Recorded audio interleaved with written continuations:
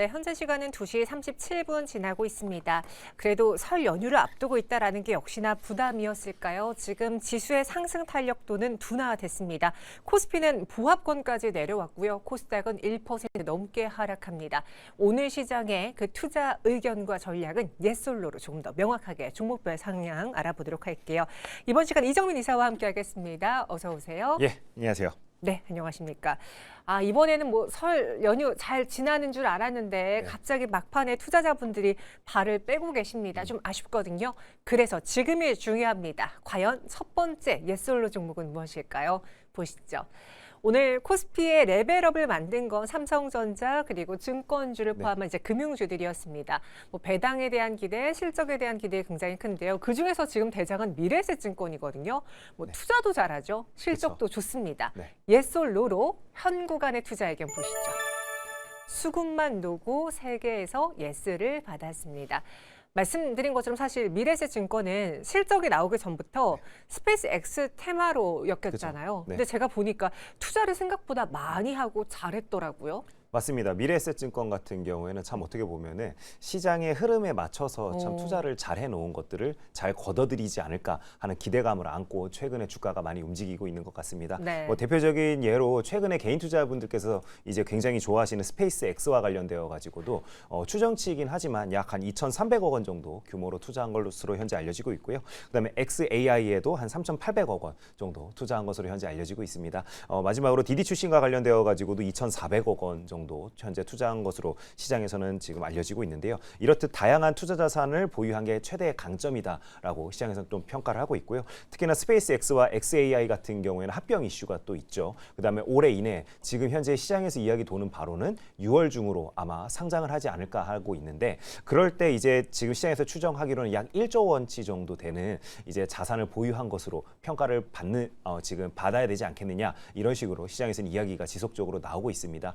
그와 더불어서 지금 현재 일평균 거래 대금이 시장에서 예측하기로는 올해 한 45조 원 정도 될 것으로 지금 현재 예상을 하고 있습니다. 그렇다면 당연히 이제 증권주들 같은 경우에는 이제 수수료 측면에서 굉장히 좋을 수밖에 없겠죠. 특히나 이제 시총 상위 종목이기도 하고 또 개인 투자자분들이 많이 좋아하시는 미래에셋증권 같은 경우에는 그만큼 영업이익 개선세도 지난해보다는 올해가 더 기대가 되고 있는 측면이 있다라고 우리가 좀 생각을 해야 될 것 같고요. 특히나 지난해 같은 경우에도 시장의 기대치를 훌쩍 뛰어넘는 실적을 기록을 했습니다. 그러다 보니까 2조 원 가까운 영업이익률을 기록을 했기 때문에 기관계 창구나 외적계 창구에서도 수급이 어느 정도는 들어오는 그런 모습들을 좀 보여줬습니다.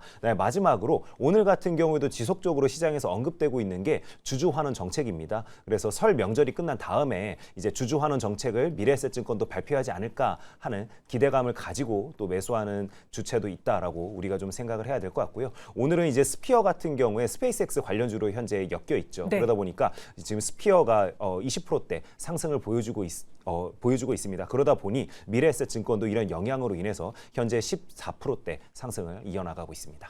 정말 미래에셋증권은 현 구간에서 걸릴 게 없어요. 시장 너무 좋죠. 실적 잘 나올 거 불 보듯 뻔하죠. 여기에 스페이스 X라는 테마가 상장을 앞두고 있다는 점도 계속 주가를 끌어올릴 수 있습니다. 그럼 현 구간에 미래에셋증권 수급만 노후를 받았는데 우리 따라붙어도 괜찮은지 투자 의견 총평 보시죠.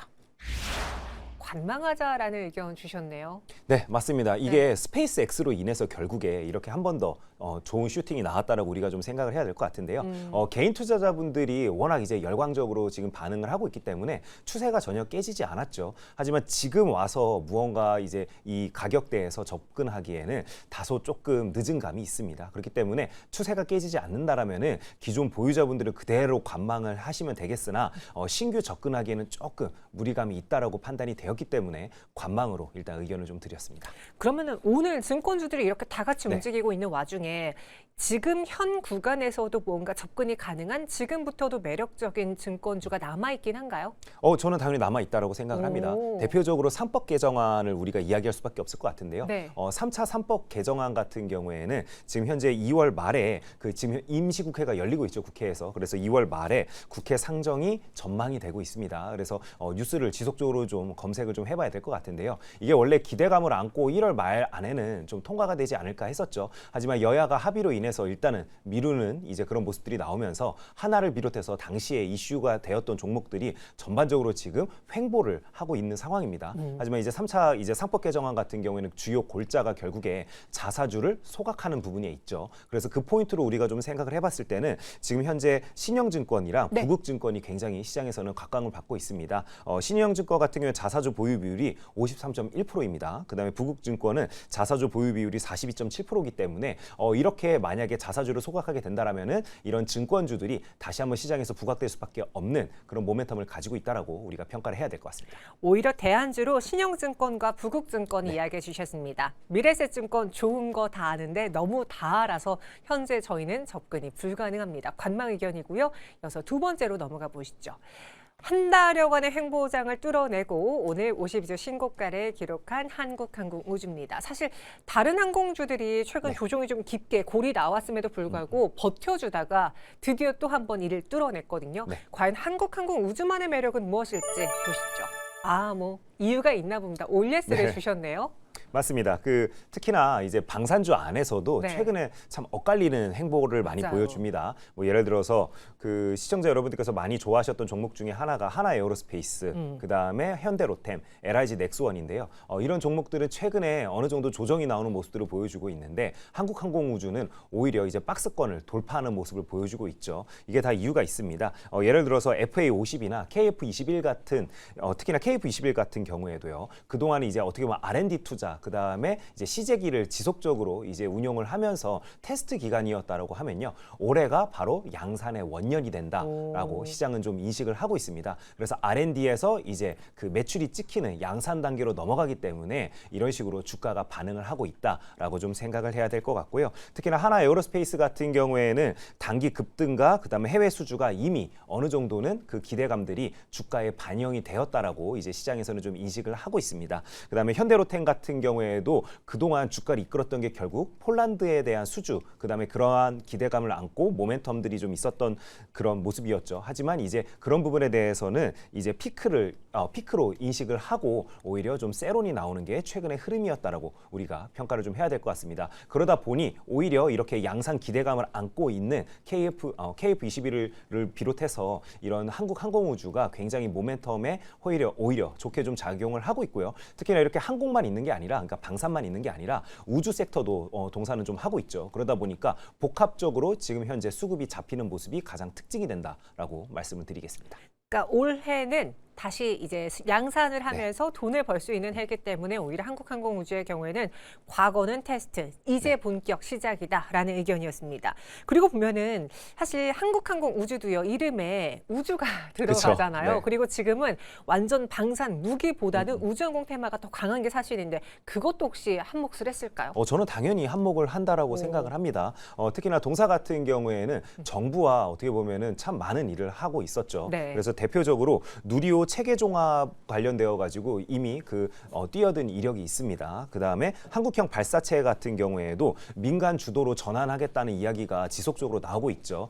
그중에 핵심 회사 중에 하나로 당연히 한국항공우주가 언급이 될 수밖에 없습니다. 그렇기 때문에 우리나라 항공우주 기업 하면 몇 개 되지 않기 때문에 그중에 코어 기업이다라고 우리가 좀 생각을 해야 될 것 같고요. 그러다 보니 동사 같은 경우 위성 본체, 그다음에 차세대 소형 위성, 그다음에 군 정찰 위성 같은 경우에도 모두 다 기술을 보유하고 있다는 게 가장 큰 강점이 된다라고 좀 말씀을 드리고 싶습니다. 이렇게 스페이스X가 상장을 함에 있어서 시간이 다가오면 다가올수록 관련된 우주항공 테마 관련주들은 이렇게 주식이 좀 꿈틀댈 수밖에 없겠죠. 그렇기 때문에 쉽사리 수급이 꺾이지 않는다라면은 이런 추세적인 상승은 당분간 이어질 것으로 저는 좀 생각을 하고 있습니다. 지금 방산 테마 안에서 강자는 다름 아니라 한국항공우주가 되었습니다. 올예스를 받았어요. 매수도 가능한지 현구간의 가격 전략 보시죠. 총평으로 매수 주셨어요. 어떻게 해볼까요? 네, 저 같은 경우에는 시청자 여러분들께 17만 원에 한번 좀 매수해보자라고 좀 말씀을 드리고 싶습니다. 네. 특히나 동사 관련되어가지고 이벤트가 지속적으로 나오고 있습니다. 그래서 좀 소개를 해드린다라면은 특히나 이제 미 해군 훈련기 사업 같은 경우에도 로키드 마틴과 컨소시엄을 지금 현재 구성을 해서 있죠. 그러다 보니까 관련돼서 기대감을 안고 주가가 움직이는 부분도 있고요. 오늘 같은 경우에도 사실 이게 2달 전부터 이야기가 계속 돌았었습니다. 뭐냐면요, 하나 에어로스페이스가 이제 장내 매수를 하고 있다. 그래서 이미 지분을 3% 이상 모았다. 이런 식으로 지금 현재 썰이 돌고 있는데요. 이게 사실 오늘만 돈 게 아니라요. 그전부터 지속적으로 나왔던 이야기이기 때문에 이런 식으로 계속 무언가 썰이 돈다는 거는 그만큼 시장에서 중심에 있고 화제의 중심에 있다는, 우리가 오히려 좋게 좀 해석할 부분은 분명히 있다라고 생각이 됩니다. 특히나 올해 같은 경우에는 사상 최대 매출이 기대되기 때문에 동사의 주식 쉽게 꺾이지 않을 것으로 예상이 되기 때문에 매수점 가격은 17만 원으로 말씀드리도록 하겠습니다. 네, 그래서 매수 가격은 17만 원, 목표 주가는 20만 원 제시해 드렸습니다. 살 수 있는 한국항공우주였고요. 마지막으로는 오늘 시장에서 또 원전주가 강합니다. 오랜 수건이 풀렸다라고 이야기하죠. SMR과 관련해서 이제는 상용화 단계로 넘어갈 수 있는 이제 법이 제정이 되었는데요. 지금 오후 들어서 원전주도 윗골이 좀 달리고 있거든요. 어떻게 해야 될지 두산 에너빌리티를 보겠습니다. OES를 받았어요. 그 SMR 특별법이 통과됐잖아요. 그로 인해서 달라지는 게 뭡니까?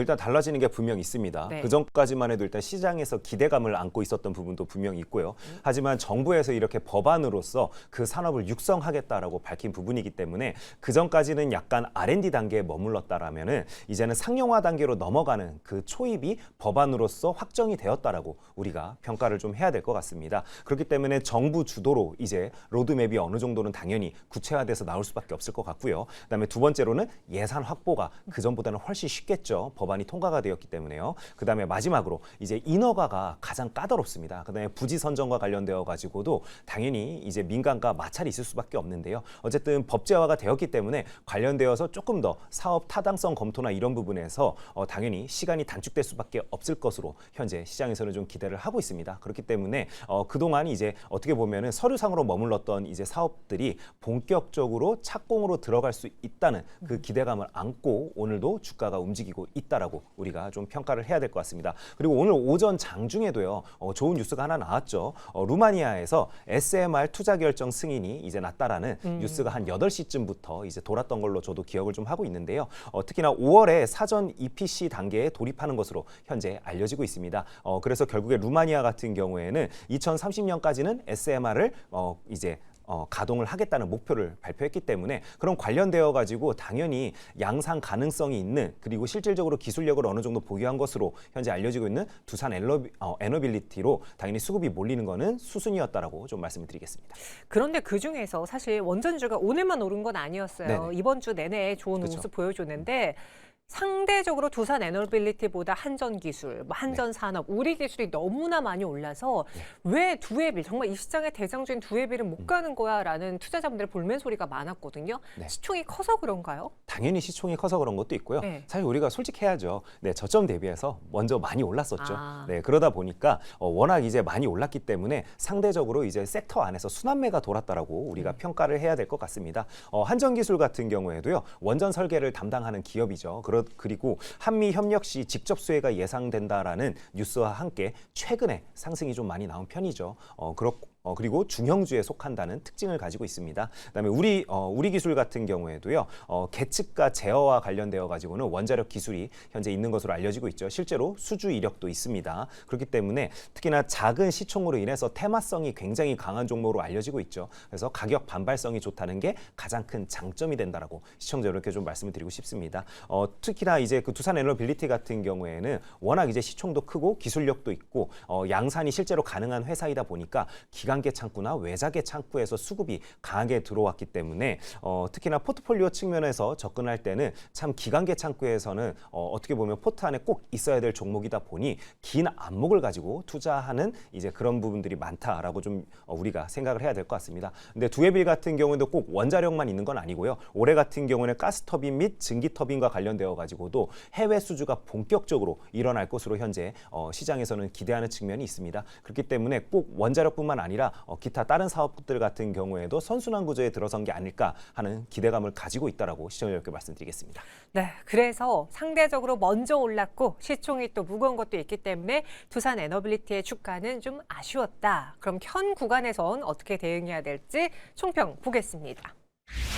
관망 주셨는데 안 그래도 저희 시청자분들이 뉴스에 팔아야죠. 지금 원전주 다 상승 반납하고 있습니다. 뉴스 나오고 나서 하면은 정말 최하수예요. 막 이런 이야기 하시는데 그것 때문에 관망이에요? 요즘에 그래서요 네. 개인 투자자분들이 매매를 너무 잘하십니다. 아. 네, 최근에 수급만 놓고 봤을 때는 오히려 기관계 창구나 외자계 창구보다는 개인 투자자분들이 대형주 매매를 투매가 나올 때 매수를 잘하시고 오히려 상승이 나올 때 매도하는 모습들을 보여주고 계시죠. 그래서 두해빌 같은 경우에도 만약에 10만 원을 찍을까라고 생각을 해본다라면은 저도 당연히 찍을 것으로 생각을 합니다. 하지만 시간적인 기회비용 측면에서 놓고 봤을 때 지금 그러면은 매수 평단에서 매수를 하는 게 적절하냐를 놓고 봤을 때는 저도 당연히 아니라고 생각을 합니다. 그렇기 때문에 기존에 이미 원자력 테마주를 좋게 생각하시는 분들은 다 두해비를 가지고 있죠. 그렇기 때문에 지금은 보유자들의 영역이라고 생각이 되기 때문에 저도 관망이라고 시청자분께 말씀드리도록 하겠습니다. 그럼 종목 교체는 안 해도 돼요? 다른 네. 원전으로?